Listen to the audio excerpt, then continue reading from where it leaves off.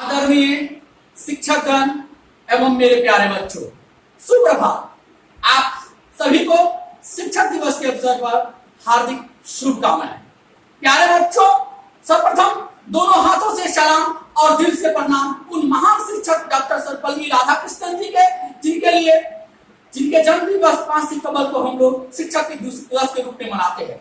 Doctor Sarvepalli Radhakrishnan जी हमारे देश के प्रथम उपराष्ट्रपति, द्वितीय राष्ट्रपति थे। वे राजनीतिक में आने से पहले 40 वर्षों तक अध्यापक के रूप में हम सभी के मार्गदर्शित किए। आज हम सभी के लिए जानना जरूरी है कि डॉक्टर राधाकृष्णन जी का जन्मदिन को ही हम लोग शिक्षक दिवस के रूप में क्यों मनाते हैं। जैसा कि आप सभी जानते हैं कि डॉक्टर सर्वपल्ली राधाकृष्णन एक विख्यात दार्शनिक, महान शिक्षाविद तथा एक शिक्षक थे। एक बार उनके कुछ शिष्यों और दोस्तों ने उनका जन्म दिवस मनाने के लिए निश्चय किया और उनके बारे में उनसे अनुमति लेने के लिए गए और उन्होंने कहा कि मेरा जन्मदिन अलग से न मना करके अगर शिक्षक दिवस के रूप में मनाया जाए तो मुझे ज्यादा गर्व महसूस होगा। तभी से 5 सितंबर के दिन हम सभी विद्यालयों में, सभी जगहों पर अपने शिक्षकों के सम्मान में शिक्षक दिवस मनाते आ रहे हैं। प्यारे बच्चों, डॉक्टर सर्वपल्ली राधाकृष्णन हमारे समाजों को, हमारे छात्रों को, हमारे देशों को विकसित करने में एक महत्वपूर्ण भूमिका निभाई थी।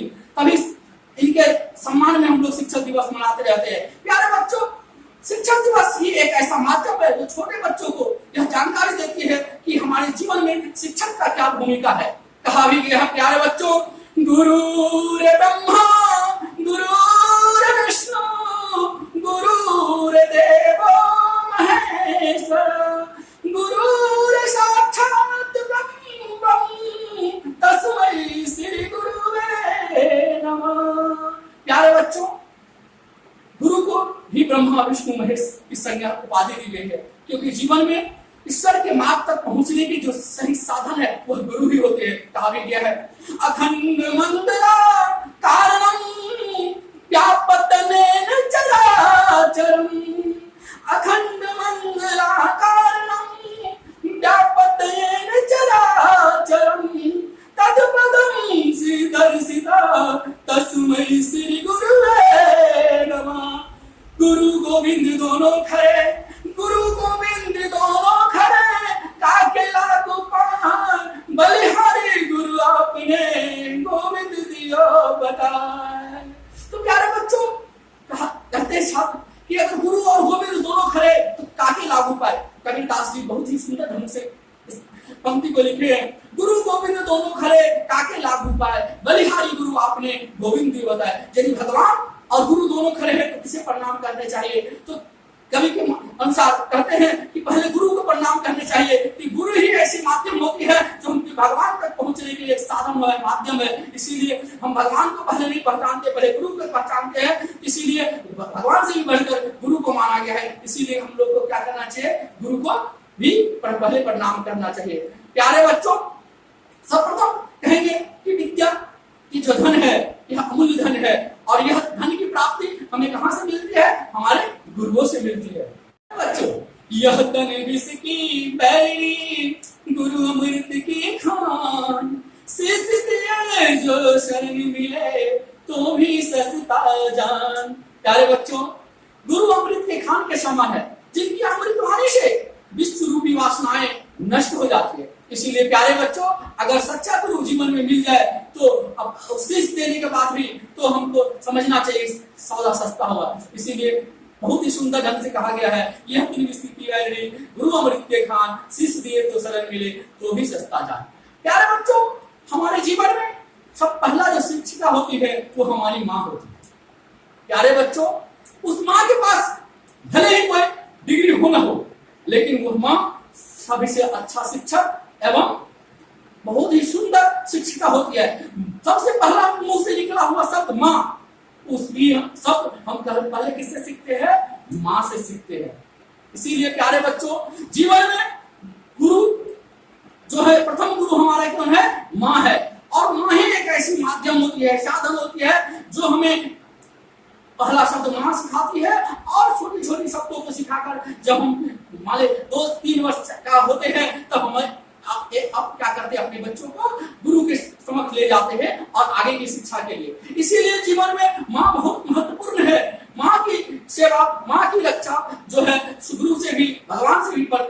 चाहिए। इसीलिए जब स्वामी विवेकानंद जी के पास एक बच्चा ने गया, कहते हैं संसार में माँ ही तो महान है। स्वामी जी सभी से सुनते हैं कि दुनिया में माँ ही महान है, तो आप हमको बताइए कि माँ ही क्यों महान है। तो स्वामी विवेकानंद जी ने बहुत ही सुंदर शब्दों में बताया, प्यारे बच्चों मैं एक टास्क दे रहा हूँ, उस टास्क को तुम करके आओ, तब तुमको उसका उत्तर मिल जाएगा कि माँ ही क्यों महान है। तो स्वामी विवेकानंद ने उसको दिया कि एक 2 केजी का एक पत्थर ले लो, अपनी पेट पर क्या करो, उसको बांध लो, और बांधने के बाद 24 घंटा माने सारा दिन सारा रात के बाद कल हमसे आकर के मिलो, हम तुमको उसका उत्तर देंगे। तो स्वामी जी के बात के अनुसार वो बच्चे क्या किए, अपने पेट पर कपड़ों में 2 केजी वजन का एक पत्थर बांध लिया, और स्वामी जी कहते कि उसको कभी भी, चाहे वो लेटरिन करो, चाहे खाना खाने जाओ, चाहे सोने जाओ, कभी भी तुम जो है सो उसको हटाना नहीं, जब भी रहे 24 घंटा तुम्हारे साथ वो पेट पर बंधा रहे। वैसा ही छात्रों ने किया, 24 घंटा तक उसको किया। तो उसको बहुत सारी कठिनाइयां हुई 24 घंटा में। उसको कठिनाइयां क्या हुई कि वो जब सोने जाता था तो करवट बदलने वक्त उसको पेट में सारा रात कष्ट होता था। जब वो टॉयलेट जाते थे, लेटरिन जाते थे, उस समय में उसको वो पत्थर सुधा करते। जब वो खाने के लिए बैठता था तो वो पत्थर वो सुधा करते थे। तो बच्चे बोलते कि स्वामी जी को पूछे कि माँ जो है सो क्यों महान है, तो ये स्वामी जी ने हमको अजीब सा माने टास्क दे दिया कि पेट पर पत्थर बांध दो। हमको इससे कैसे पता चलेगा कि माँ महान है। फिर सुबह हुई, 24 घंटा बीती। 24 घंटा बीतने के बाद स्वामी विवेकानंद के पास बच्चे जाते हैं और कहते स्वामी जी आपको हम पूछे थे माँ महान क्यों है, आपने हमको जीना मुश्किल कर दिया। 24 घंटा में मैंने सही से सो नहीं पाया, सही से टॉयलेट नहीं जा पाता था, सही से भोजन नहीं कर पाता था, हमेशा मैं अपने पेट पर पत्थर का कष्ट झेल रहा था। तब स्वामी जी सरल शब्दों में कहे बच्चों तुम्हारा यही प्रश्न का उत्तर मिल गया, क्योंकि एक माँ अपनी गर्भ में बच्चा को 9 महीना रखता है, और उस बच्चे को जब वो 9 महीना के दौरान वह उसको कहीं रख नहीं देता है, वो अपने साथ रखता है, चाहे वो सोता है, खाता है, पीता है, और अपनी सारी वो बीमार पड़ती है तो सारी उस वजन को तुम्हारे साथ अपने साथ साथ उसको ढोते जाता है, और अपने रक्त के बीच से उसको संचित कर करके इस धरातल पर हमें जन्म देती है 9 महीना के बाद। तो तुम 24 घंटे में परेशान हो गया, 2 केजी का पत्थर रहते हैं, और एक माँ 3 केजी, 2 केजी, 3.5 केजी, 4 केजी तक के बच्चों को अपने गर्भ में रखती है, और गर्भ में रख करके और उसको 9 महीना तक उसको अपने रक्त के द्वारा संचित करती है, तब जाकर के हम लोग का जीवन मिलता है। बच्चे बोले नहीं स्वामी जी आप धन्य है, आज मुझे आंखें खुल गए कि संसार में माँ ही क्यों महान होते हैं। प्यारे बच्चों, गुरु हमारे आत्मा और चरित्र के शिल्पी होते हैं। इसीलिए कहा भी गया है कि गुरु और वो कुम्हार और शिष्य को धरा के समान कहा गया है, क्योंकि देखते होंगे कुम्हार क्या करते हैं, कच्ची मिट्टी को लाते हैं और उसको एक सुंदर सुंदर आकार दे करके, एक सुंदर सुंदर आकृति बना करके और उसको जो है सो धरा का रूप दे देता है। तो वह ऐसे नहीं होता है। ठीक उसी प्रकार से आप अज्ञानता से भरपूर आप बच्चे जब हम शिक्षकों के पास आते हैं तो वो छोटे छोटे बच्चों को अपने शिक्षा के माध्यम से उसे मार्गदर्शित करके डॉक्टर और इंजीनियर तक बनाते हैं। तो वह ऐसे नहीं हो जाते हैं जिस प्रकार से कुम्हार जब उस कच्ची मिट्टी को क्या करते हैं, जब चाक पर जब उसको घड़ा बनाते हैं तो क्या करते हैं, अंदर ही अंदर से उस मिट्टी को एक हाथ से सहारा देते हैं और दूसरे हाथ से क्या करते हैं, ठोकते रहते हैं। क्योंकि जब तक उसको ठोकेंगे नहीं कुम्हार तब तक वो मिट्टी की सही घड़ा नहीं बनेगी, सही आकृति नहीं बनेगी, क्योंकि वो बाहर से ले जाएगा। इसीलिए कुम्हार क्या करते हैं, जब चाक पर मिट्टी के बर्तन बनाते हैं तो एक हाथ से नीचे से सहारा देते हैं और दूसरे तरफ क्या करते हैं, ठोकते रहते हैं। ठीक उसी प्रकार हमारे शिक्षक हमारे मन ही मन अंदर से हमारे साथ प्रेम रखते हैं और बाहर से हमें क्या करते हैं, ताना देते हैं, डांटते हैं, लेकिन उनकी डांट और फटकार को हमें खराब नहीं समझना चाहिए। प्यारे बच्चों, सच ही कहा गया है कि विद्या के बिना मानव जीवन अधूरा है। विद्या के अभाव में मानुष पशु के समान है। प्यारे बच्चों, विद्या से ही हमें छात्रों में, मनुष्यों में स्पष्टता, सत्यता, सहनशीलता और विवेक की प्राप्ति होती है। इसीलिए विद्या धन को हमें बहुत ही सही ढंग से अर्जित करना चाहिए। प्यारे बच्चों, कहा भी गया है जब आप विद्या को जितना भी खर्च करेंगे उतना ही आपको बढ़ते जाएगा, लेकिन और दूसरे धन है जो भी आपको भाई हो, बंधु है, मित्र है, सभी बांट लेंगे, लेकिन विद्या एक ऐसा धन है आप जितना बांटेंगे उतने आपको बढ़ते जाएगा। इसीलिए विद्या को हमारे हमारी आभूषण है। विद्या से ही हमारे सुख, समृद्धि, शांति की प्राप्ति होती है। इसीलिए प्यारे बच्चों, जब आप मान लीजिए आप कहीं पर सफर में जा रहे हैं तो और सारे धन की जब आपके साथ अटैची है, बैग है, तो आपकी हमेशा चिंता बनी रहती है कि मेरा सामान सही है कि नहीं, कोई चुरा कर ले जाएगा कि ले जाएगा। लेकिन जब हम सफर करते हैं और विद्या रूपी धन को जब हम आत्मा रूपी संदूक में बंद करके ले जाते हैं, उस संदूक से किसी माई की लाल की हिम्मत नहीं होगी कि वहां से आपको ले ले। जब तक आप जिंदा है तब तक वो विद्या रूपी धन आपके आत्मा रूपी संदूक में बंद है, कैद है, और यह धन को चुरा कर भी नहीं ले सकता।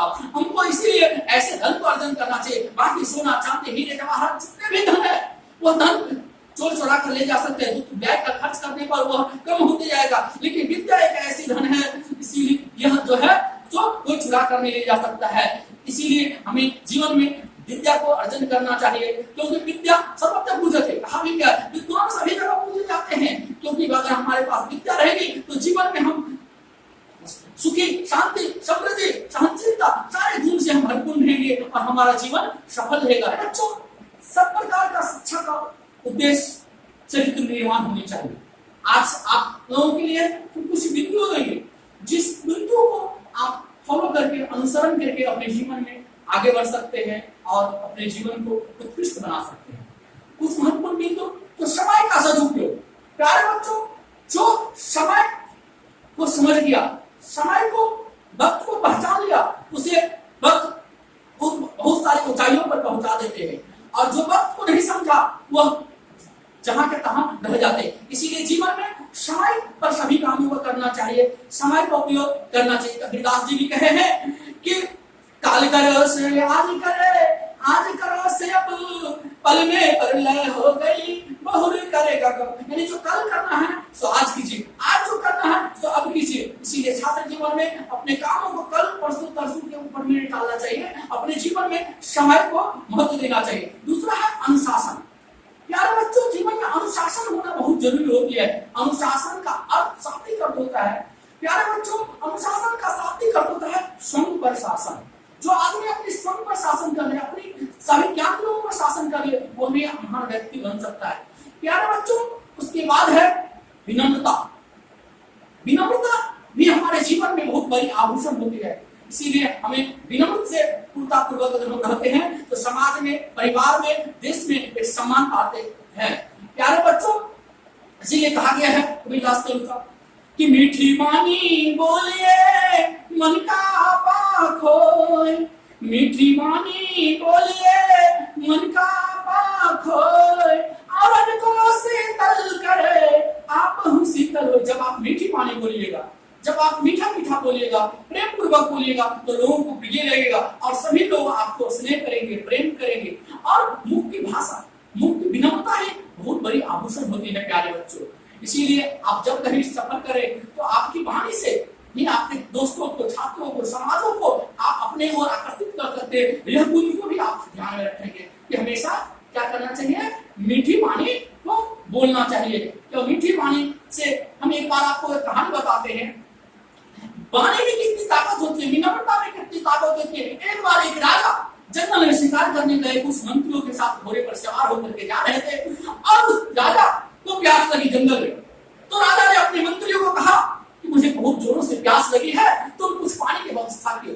और राजा के हुक्म सुनते ही तेज घोड़ों की रफ्तार करते हुए मंत्री लोगों ने जब जंगल में चलना शुरू किया तो एक छोटी सी झोपड़ी में एक साधु बैठा था। वो अंधा साधु बैठा हुआ था और वो अंधे साधु के पास झोपड़ी में गया और उसका मंत्री बोल रहा है, ए बुढ़े पानी दो एक बोतल। उत्तर कुछ नहीं दिया तो साधु ने।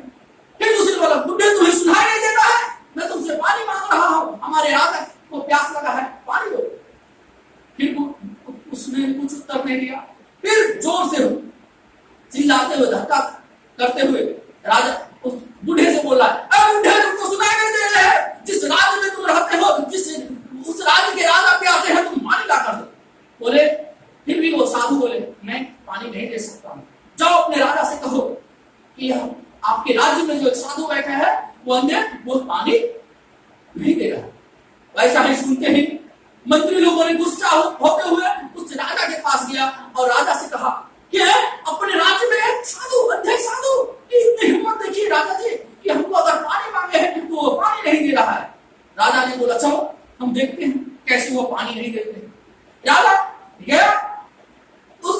अंधे साधु के कुटिया में और खड़े हाथ जोड़कर विनती करने लगे, साधु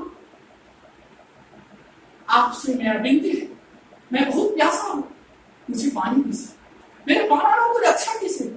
हे मेरे साधु, आज अगर आप पानी नहीं देंगे तो मेरी प्राणों की रक्षा नहीं होगी, आप हमें पानी दीजिए। इतनी बात सुनते ही जो है साधु उनको हाथ जोड़ करके नमस्कार करके, हे राजा आप बैठिए, आसन पर ग्रहण कीजिए, मैं तुरंत पानी लेकर आ रहा हूं। तो बोले कि आप तो अंधे हैं, कैसे समझ गए कि आप राजा हैं, आप हमको पानी दिए। अभी तो मंत्री लोग बोले कि नहीं, हम उसकी विनम्रता के कारण जिस प्रकार से उनकी भाषा उसको बता रहा था, वो मंत्री है और आपकी भाषा में जो विनम्रता है, मिठास है, इस वजह से आज मैंने आपको पानी दे रहा हूँ। मनुष्य की विनम्रता ही एक ऐसी आभूषण होती है प्यारे बच्चों, जिस आभूषण का प्रयोग करके, जिस शब्द का प्रयोग करके लोग जो है सो बड़े से बड़े दुष्ट लोगों को भी विजय प्राप्त कर सकता है। आज जिस प्रकार देखा तुमने कि एक विनम्रता पूर्वक राजा ने पानी मांगा साधुओं से और किस प्रकार सादर सत्कार के साथ उन्हें पानी की प्राप्ति हुई। तो इसीलिए प्यारे बच्चों, जीवन में विनम्रता जैसे आभूषण को भी अपने साथ हमेशा रखना चाहिए और यही विनम्रता पूर्वक जो आपका व्यवहार है, आपकी समाज में, आपके देश में, आपके परिवार में, आप अपने दोस्तों के बीच सम्मान पाए। प्यारे बच्चों, उसके बाद हम नेक्स्ट पॉइंट बताएंगे, परिश्रम। लगातार परिश्रम जो है सो जीवन में महान बनाएंगे। कहते हैं परिश्रम ही जो है सो सफलता की कुंजी होती है। आप अगर लगातार निरंतर प्रयास करते रहेंगे तभी आप आगे बढ़ जाएंगे, क्योंकि आप बचपन में भी पढ़े होंगे जो एक कछुआ और एक सियार की कहानी, जो कि सियार अपने आप को बहुत तेज दौड़ने को समझता था और कछुआ धीरे धीरे चलता था, और सियार को अपने दौड़ने पर घमंड था। और जब उसको रेस हुई तो सियार क्या किया, कुछ दूरी रास्तों में जाकर क्या किया, बैठ गया और बैठ करके क्या किया कि वह सोचा कि कछुआ तो धीरे धीरे आएंगे और उसके बाद हम तो जल्दी पहुंच जाएंगे। और वो सियार क्या किया, रास्ते में जाकर कुछ देर एक पेड़ के छाया में जाकर के आराम करने लगा और वहीं पर उसको नींद लग गई। और जब नींद लग गई तो कछुआ धीरे धीरे चाल से निरंतर बढ़ते बढ़ते बढ़ते गया उस जो जहां पर वो फिनिशिंग पॉइंट था वो कछुआ पहले पहुंच गया। तो और बाद में जब सियार को नींद टूटा तो तेजी से दौड़ते दौड़ते पॉइंट पर जब गया, फिनिशिंग पॉइंट पर देखा कछुआ वहां से पहले से मौजूद है। तो इसीलिए प्यारे बच्चों, जीवन में परिश्रम जरूरी है और परिश्रम आप कीजिए, लेकिन निरंतर परिश्रम करते रहिए, यह बहुत महत्वपूर्ण है। इसीलिए जीवन में जो है सो निरंतर परिश्रम बहुत ही महत्वपूर्ण है। प्यारे बच्चों, उसके बाद हम आपको बताएंगे कि सत्संगत, छात्रों में सत्संगति का गुण भी बहुत है। आप जैसे संगत रखेंगे वैसे ही आप बने। आप अगर सत्संग अच्छे बच्चों से रखेंगे, अच्छे विचारवान लोगों से होंगे, तभी आप अच्छे इंसान बनेंगे। इसीलिए जीवन में आप सत्संग को भी आप महत्वपूर्ण रखिए। और जीवन में लक्ष्य का बहुत महत्वपूर्ण है। आप जीवन में एक उद्देश्य निश्चित होनी चाहिए कि हमको क्या बनना है, क्या करना है। आपका कोई उद्देश्य नहीं, सब सुनो, आपको यहाँ से जाना है दिल्ली, तो आपको निश्चितता करनी होगी हमको दिल्ली जाना है, कि आप रास्ते में निकल जाएंगे तब दिल्ली के बदले आप मुंबई चले जाएंगे, अहमदाबाद चले जाएंगे, नहीं।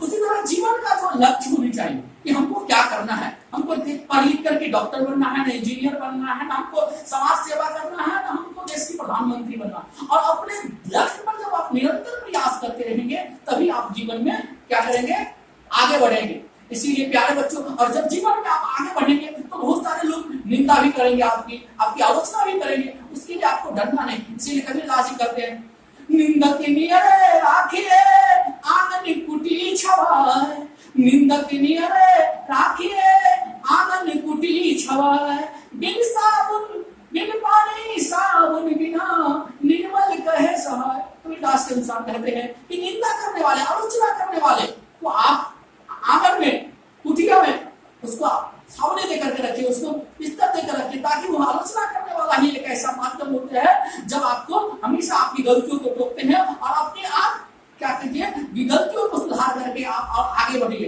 यदि आपको कोई आलोचना नहीं, जैसे मान लीजिए आपके कोई दादा है, दादी आपके हर गलतियों पर आपको टोकते हैं, सोच लीजिए आप घर से निकलते हैं, मम्मी बोल देते हैं जाने वक्त में, डांटते वक्त, पड़ोसी बोल देते हैं डांटते वक्त, नहीं आज 10 बजे तक घर चले आना, तो आपको बड़ा बुरा लगता है कि हम दोस्तों लोग के साथ पार्टी करने जा रहे 10 बजे 4 बजे। जब आलोचना कि आपका तो आपकी मन में एक भय है कि नहीं हमें पेरेंट्स जो है इतने टाइम पर आकर के आपको बुला रहे हैं, लेकिन वही चीज आपको छोड़ देंगे तो आप 10 बजे 11 बजे 12 बजे जब इच्छा होगा आप आएंगे। जब आप कोई गलती करते हैं तो आप पर अगर कोई टोक देते हैं कि यह आपकी गलती है तो आपको उस समय लगता नहीं आपको हमारी गलती नहीं है, लेकिन जब आप एनालिसिस करेंगे तो आपकी गलती को समझ में आएगा और फिर दूसरे दिन से आप प्रयास करेंगे कि नहीं वो आदमी अगर हम फिर गलत करेंगे वो टोकेंगे। तो आपकी निंदा करने वाले का कभी कहते हैं कि हमेशा आनंद में बिठा कर रखना चाहिए ताकि वो निंदा करेंगे तभी आप महान व्यक्ति बन सकते हैं। तो जीवन में जो है तो आलोचना से भी हमको नहीं घबराना है। जब आपको आगे बढ़ना है, जब आप कुछ कीजिएगा तब आपकी आलोचना होगी और आलोचनाओं से गलतियों से हमको क्या होना चाहिए, सुधार करके जीवन में आगे बढ़ते रहना चाहिए। प्यारे बच्चे छात्र को कैसी होनी चाहिए, साधु ऐसी चाहिए जैसे सूप सहाय थार थार को दायरे थोथा दिए हुआ है। कबीरदास जी कहते हैं साधु ऐसी चाहिए जैसे सूप सहाय थार थार को दायरे है थोथा दिए हुआ है। छात्रों को भी ऐसे होने जैसे एक साधु को क्या देखे होंगे आप लोग, जब अनाज को किसान सूप में उस अनाज को साफ करते रहते हैं तो क्या करते हैं, धीरे धीरे अनाज जो है सो अंदर की सूप के अंदर की ओर जाते हैं और जो गंदगी पदार्थ होते हैं खरपतवार होते हैं वो बाहर निकलते रहते हैं। उसी तरह से साधु होते हैं जो क्या करते हैं, हमें समाज से हमें वातावरण से हमें क्या करना चाहिए, अच्छी चीजों को ग्रहण करना चाहिए और बुरी चीजों को निकालना चाहिए। उसी तरह छात्र को क्या होना चाहिए, उस सूप के समान होनी चाहिए, साधु से सीखना चाहिए जो क्या करते हैं अच्छी चीजों को क्या करते हैं ग्रहण करते हैं और बुरी चीजों को समाज से क्या करते हैं अपने जीवन से बाहर निकाल देते हैं। हमेशा इसीलिए क्या करना चाहिए, अच्छी चीजों को ही हमें क्या करना चाहिए, ग्रहण करना चाहिए। प्यारे बच्चों, गुरु हमारे पुनर्जन्म का गर्व है, जहां से हमारा सही अर्थों में दोबारा जन्म होता है। प्यारे बच्चों, एक जन्म जो हमारे माता पिता ने देती है और दूसरा जो पुनर्जन्म वो हमारे गुरु होते हैं, क्योंकि एक गुरु के बिना न तो हमारे जीवन में कोई अर्थ है और न ही किसी राष्ट्र की निर्माण हो सकता है। हमारे गुरु के सच्चे ज्ञान सही मार्गदर्शन से ही किसी देश की किसी राष्ट्र की उन्नति होती है और वहां विकसित होता है। इसीलिए प्यारे बच्चों, हमारे जीवन में हमारे गुरु का बहुत ही महत्वपूर्ण होते हैं।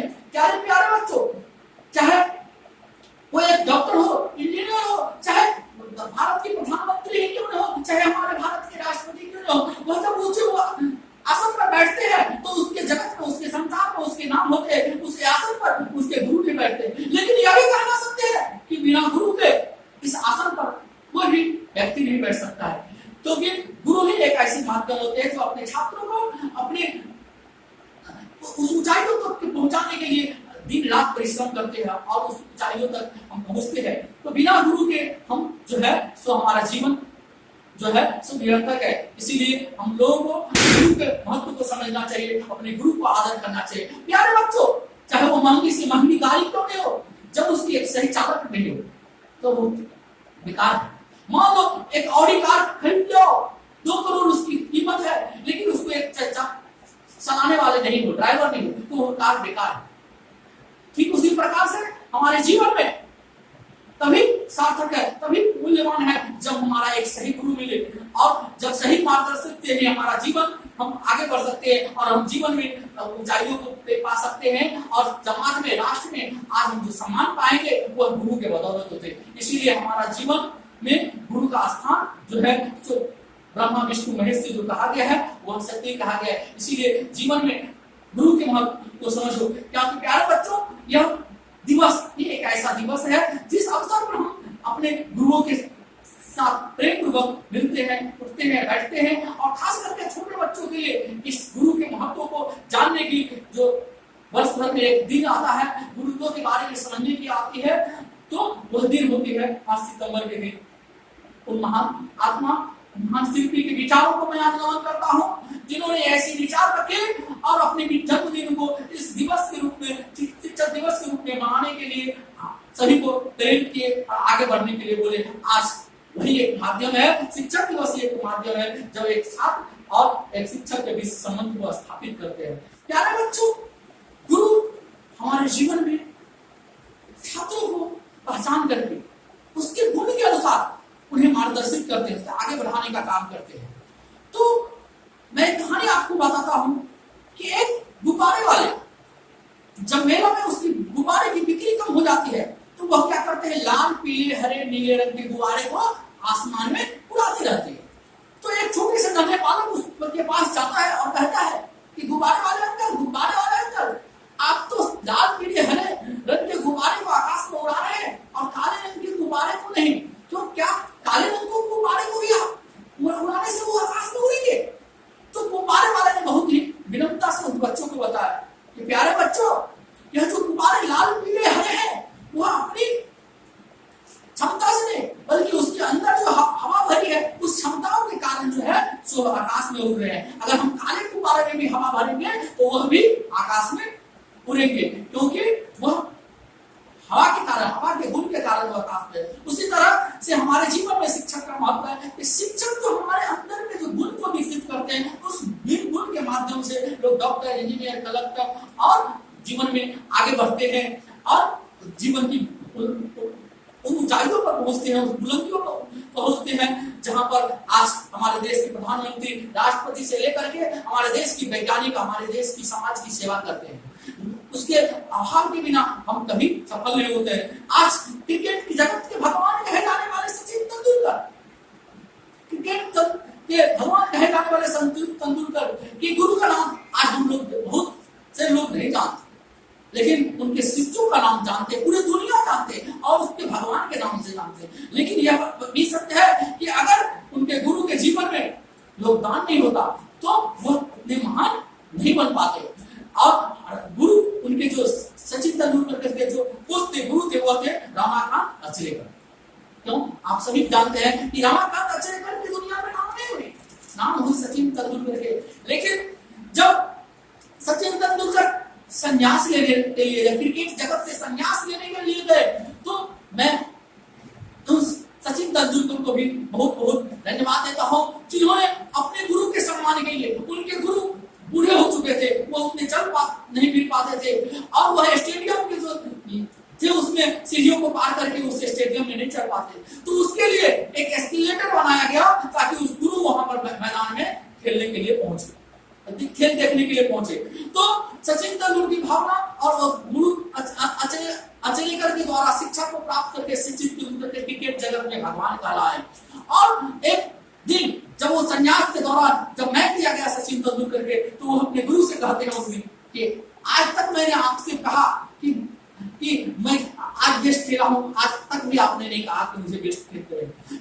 तो तब वो गुरु कहते हैं अगर आपको हम बेस्ट बोल देते तो हमको और बेस्ट और अच्छी की उम्मीद होती, इसीलिए मैं आपको और जीवन में ऊंचाइयों की देखना चाहता था, इसीलिए मैंने बेस्ट कहता। तो सचिन तेंदुलकर उनसे कहते कि आज तो कम से कम कह दीजिए बेस्ट, आज तो मैं क्रिकेट जगत से संन्यास लेने जा रहा हूं। तो प्यारे बच्चों, आज आप देखिए कि संसार में, जगत में एक गुरु का क्या महत्व है। इसीलिए प्यारे बच्चों, आज के दिन हम कुछ बिंदुओं को जो आपको बताए थे कि जीवन में जो है सो हमें क्या क्या गुण रहना चाहिए। पहला हम बताएं आपको समय का सदुपयोग। आप सदा समय का सदुपयोग कहते हैं, रात गवाए सोई कर दिवस गवाए खान, हीरा जन्म अमोल था थोड़ी बदले जाए। प्यारे बच्चों कहते रात गवाए सोई कर दिवस गवाए खाए। हमारा जीवन जो भगवान ने, ईश्वर ने इस धरातल पर भेजा है, तो हमको इस जीवन को यह नहीं कि हम रात को दिन को खाएं, रात को सोए और अपने जीवन को इस तरह से व्यर्थ गवा दे। हमें समय का सदुपयोग करना चाहिए। प्यारे बच्चों, हमें समय को सदुपयोग करके क्या करना चाहिए, आगे बढ़ना चाहिए। और हम बताएं आपको दूसरा पॉइंट, अनुशासन, जो स्वयं पर शासन। अनुशासन का शाब्दिक अर्थ होता है स्वयं पर शासन, उस स्वयं के शासन बनाए रखने से। और तीसरा हम बताए थे विनम्रता। विनम्रता गुण जो है आपकी आभूषण होती है, आपके जीवन में आगे बढ़ने में बहुत महत्वपूर्ण होता है। इसीलिए उस गुण को भी आप सोच करके अपने अंदर रखेंगे। तो इसीलिए मैं आप अपनी बताता हूँ, कहते हैं कौवा काला कोयल काले, दोनों के हैं ढंगे निराले। कौवा काला कोयल काले, दोनों के हैं ढंगे निराले। एक को सब पास बुलाते, दूसरे को सब दूर भगाते। प्यारे बच्चों, आप देखते हैं कि कौवा और कोयल दोनों काले होते हैं, लेकिन कोयल की मीठी वाणी के कारण, उसके मीठी स्वर के कारण उन्हें लोग सब पास बुलाते हैं। और कौवे की जो स्वभाव होती काव काव काव काव, जहां पर जाते हैं तो उनके उसको स्वभाव के कारण उनके दूर भगाते हैं। इसीलिए आपके स्वभाव में विनम्रता होनी चाहिए, मिठास होनी चाहिए,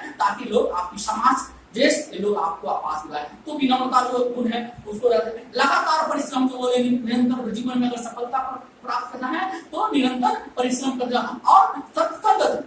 जीवन में सत्संग बहुत अच्छे हैं, आप जैसे लोगों के सत्संगत में रहेंगे वैसे बनेंगे। और जीवन में लक्ष्य, ये जीवन में लक्ष्य का महत्व जो है बहुत ही महत्वपूर्ण है। आपको जीवन में क्या करना है, एक लक्ष्य का महत्व होना चाहिए और जीवन में लक्ष्य निर्धारित करके आगे बढ़िए। आप सभी को एक बार पूरा शिक्षक दिवस की ढेर सारी हार्दिक शुभकामनाएं, बहुत बहुत धन्यवाद।